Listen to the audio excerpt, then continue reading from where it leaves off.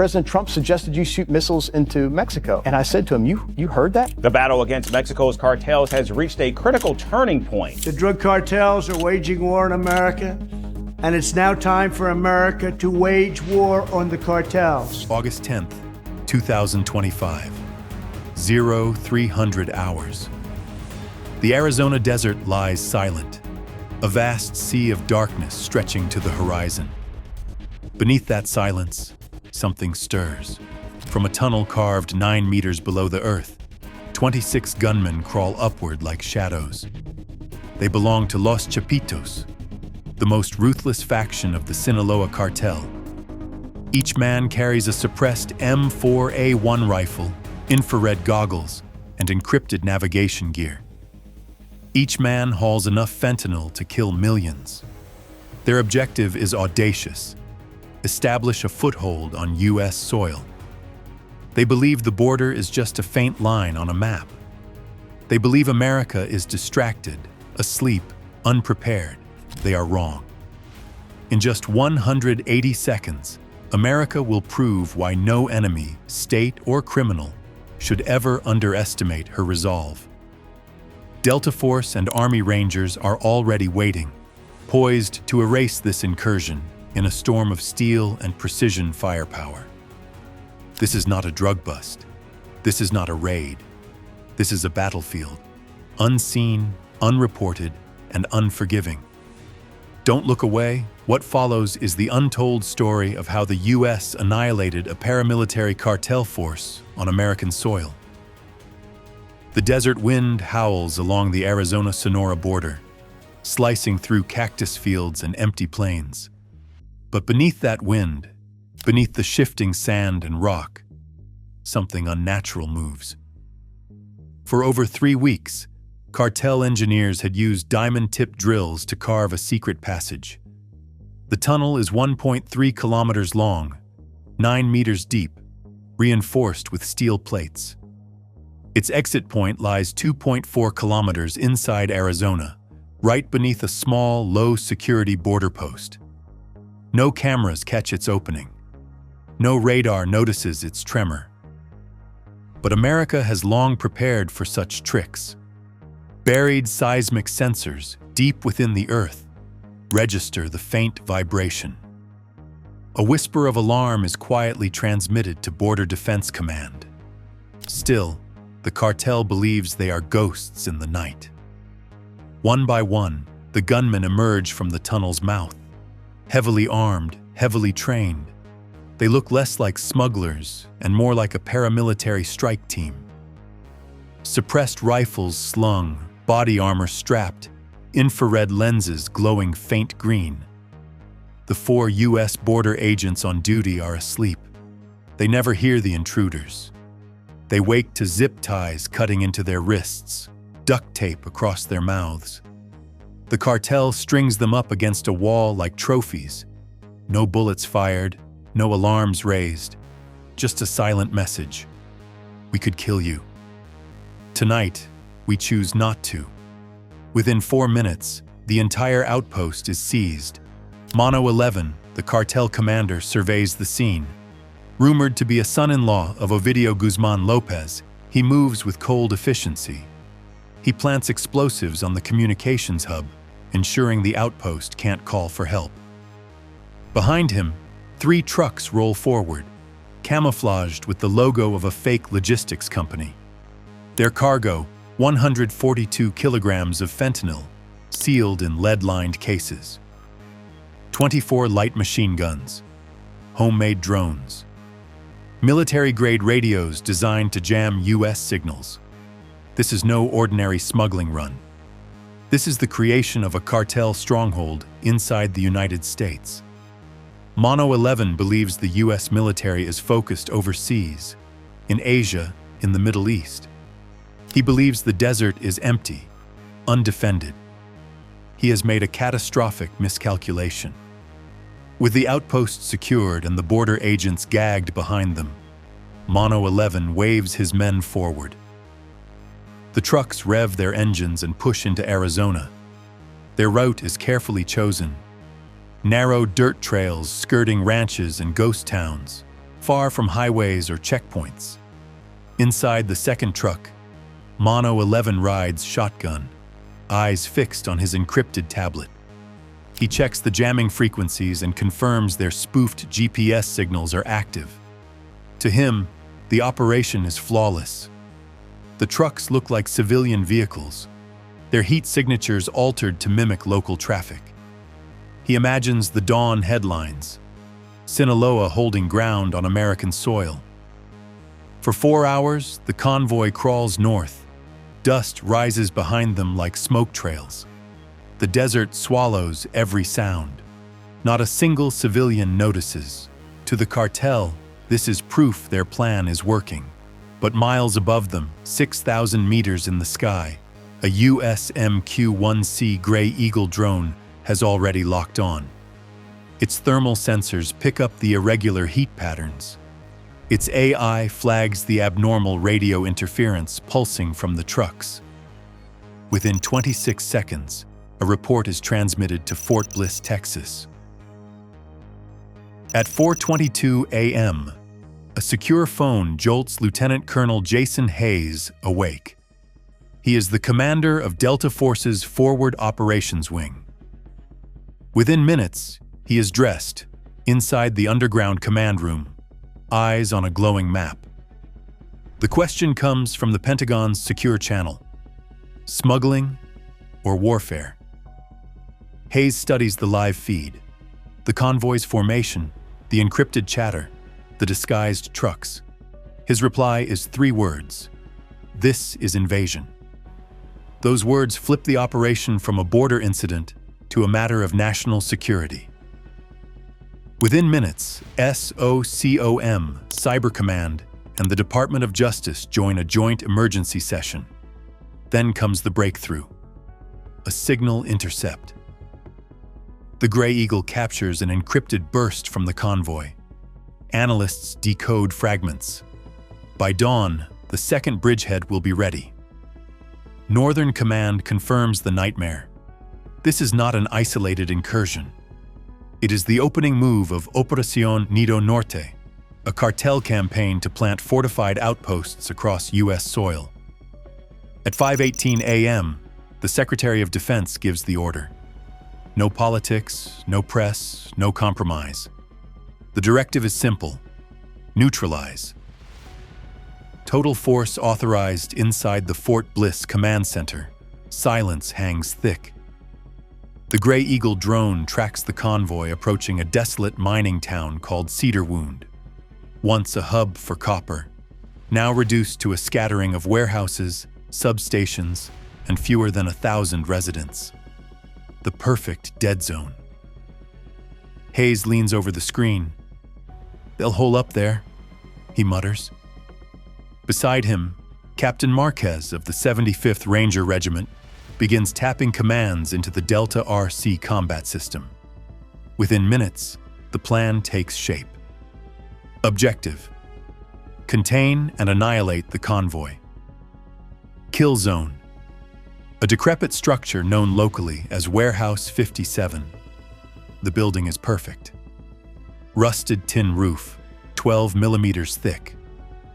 Reinforced concrete walls dating back to World War II. 3 large entry points. Secluded location, out of range of cameras or civilians. It is a tomb waiting to be sealed. Delta codenames it Killbox 57. By 5:42 a.m., Pentagon's AI predicts the convoy will arrive at Warehouse 57 within 20 minutes. Their fuel levels, speed, and route leave no alternatives. Hayes doesn't hesitate. He utters one word: locked. Instantly, Delta's ghost units move. Stealth perimeter. Small Delta Force teams infiltrate the warehouse area under cover of darkness. They bury seismic sensors in a 300-meter radius. Every step, every vehicle movement will be tracked. Overwatch. The Gray Eagle climbs to 8,000 meters, maintaining continuous thermal coverage, unseen and unheard. Sniper teams. Foxtrot. 11 operators take high ground with Chetak M200 intervention rifles. Their range, 2,500 meters. Each sniper has pre-assigned targets. Mono 11, his lieutenants, the radio operators. Electronic warfare. Cyber Command activates mobile jammers. The moment the firefight begins, all communications die. No cartel calls for backup. No cartel drone gets airborne. Every piece of the trap falls into place. The Americans are ready. Meanwhile, Mono 11 feels untouchable. As the trucks roll into Cedar Wound, he orders a halt and personally inspects the jammers. He doesn't know every movement is being logged by the Gray Eagle above. Each time he opens the truck door, the UAV tags his body heat, marking him with millimeter precision. To Mono 11, the operation is flawless. The trucks crossed undetected. The outpost is silenced. The route is secure. Ahead of him, Warehouse 57 looms against the dim blue horizon. Its iron gate yawns open as if welcoming him inside. At 6:01 a.m., the trucks creep into the warehouse compound. The first man swings the gate closed behind them. The convoy disappears into the hollow belly of the building. At Fort Bliss, the screen flashes green. The words appear across the command display. Target enclosed. The trap is sealed. Inside Warehouse 57, silence reigns. Dust swirls in thin beams of morning light. The cartel soldiers stretch their legs, check weapons, and begin unlatching cargo doors. Mono 11 removes his night vision mask and breathes deep. Relief. He thinks they've won. He signals his men to start unloading the 142 kilograms of fentanyl, their empire in powder form. Each kilogram could kill 500,000 people. The first cases are slid onto the concrete floor. Mono 11 raises his hand to direct the offload. And then, crack. A single sniper round punches through the air. Mono 11's forehead snaps back. His body crumples, blood spraying across the white fentanyl bricks. Their leader is dead before anyone realizes they're under attack. 4 seconds later, 2 more shots echo. The cartel's sentries collapse, chests ripped open.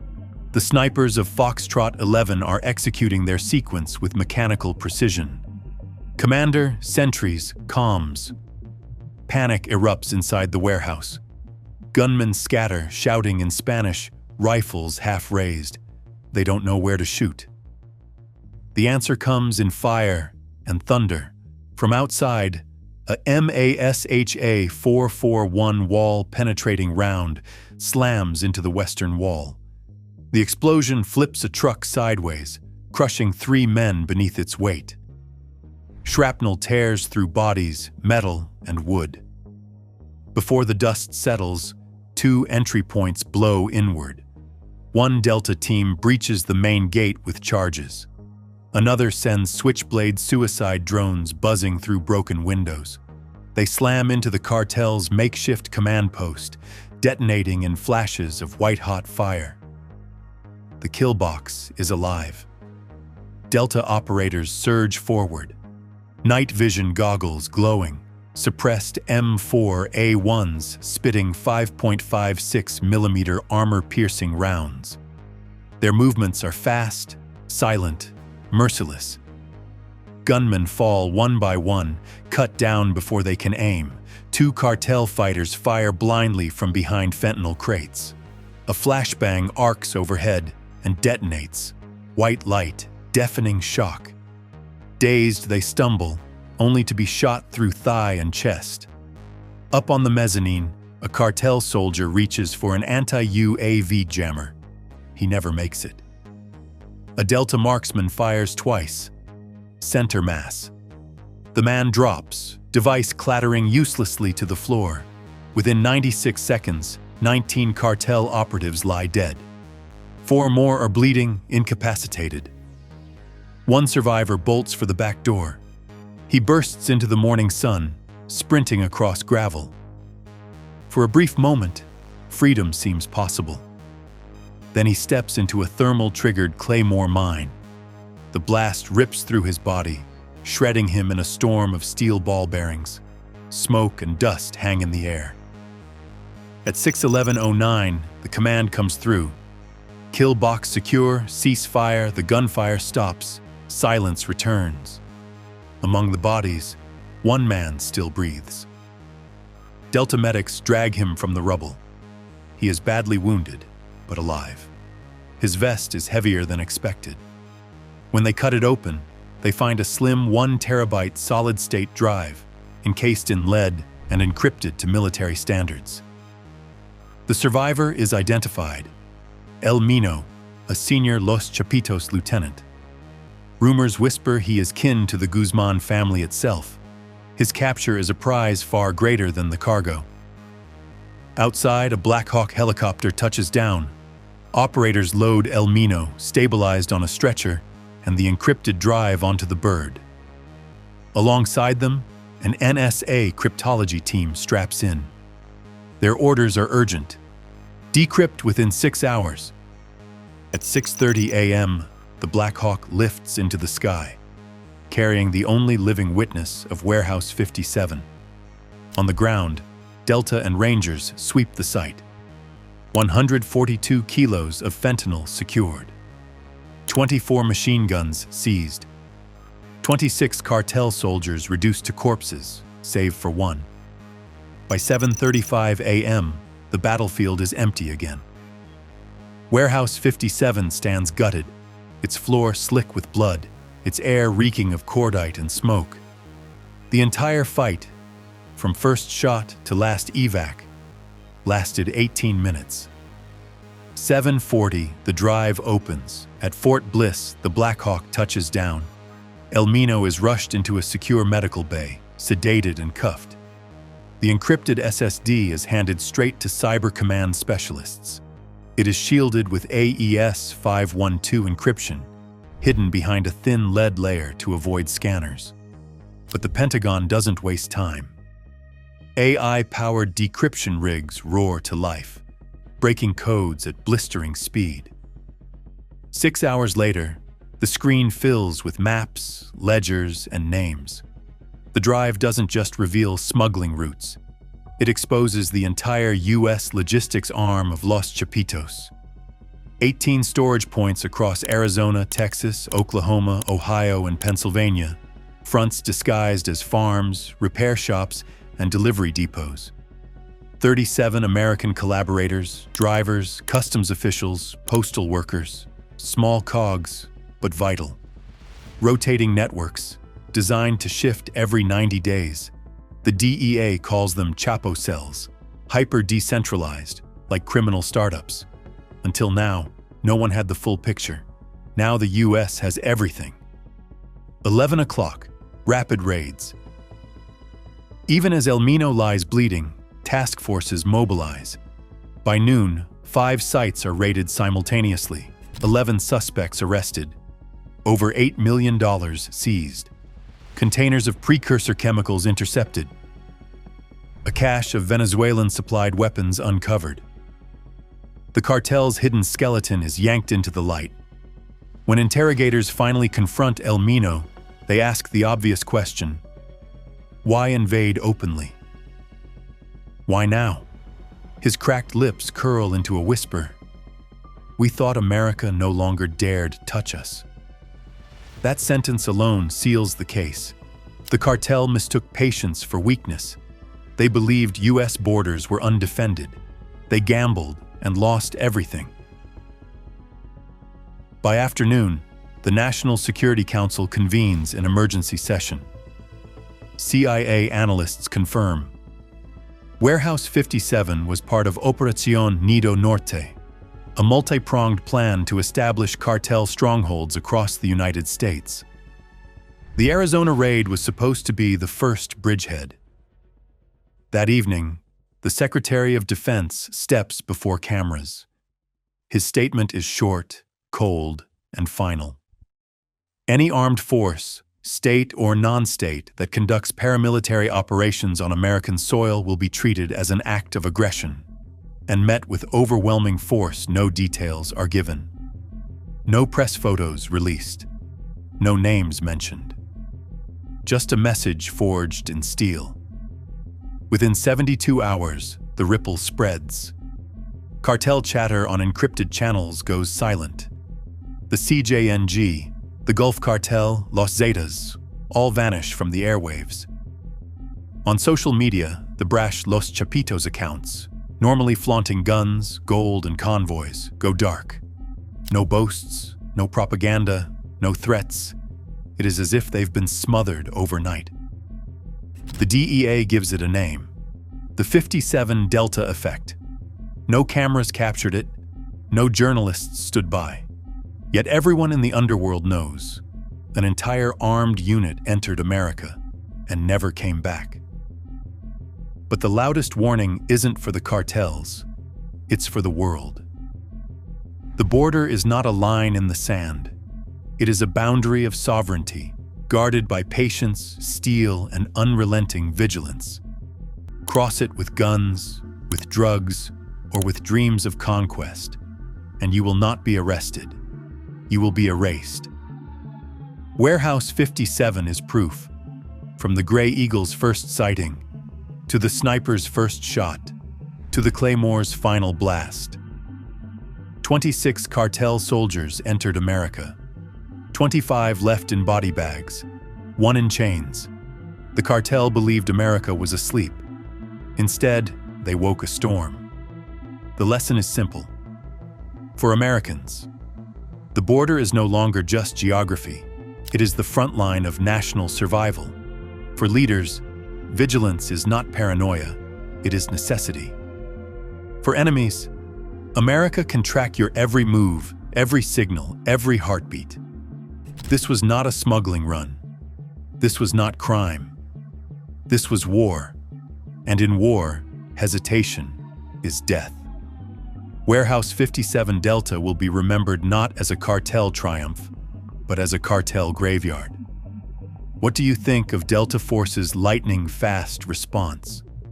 Was this the only way to defend the border? Or just the beginning of a new era in counter-cartel warfare? Let us know in the comments. And don't forget to subscribe to Navy Network for more untold stories from the shadows where nations are tested and only strength decides survival.